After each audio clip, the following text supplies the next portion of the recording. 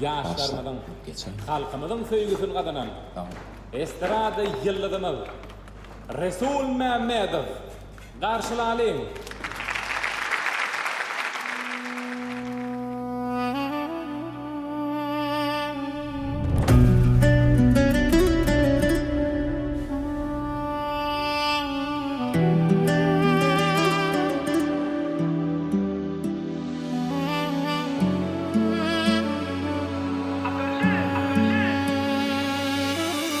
Beni yadatmayın, seni ağlamayın. Men özümi versemem yüreğimi, peydası yok ekeni.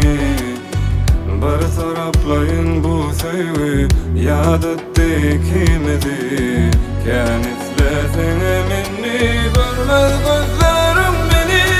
Sen mensiz olup bilyen olsan, min razı olsam, bil ki bu durmuşun kuruluşu, son kıydırılgamı dinlişi.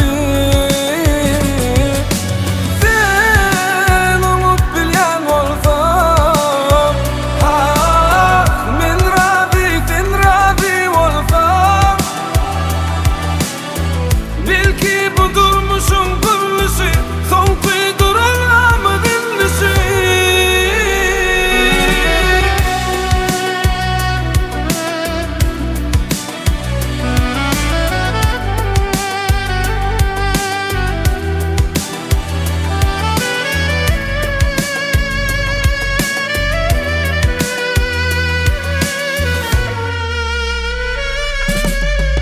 Yolun kulüp sevgimiz kanalıp gitti. Yaktın beni köp bilipsin, vurmaz yürek seni beni. Ayrılığın vakti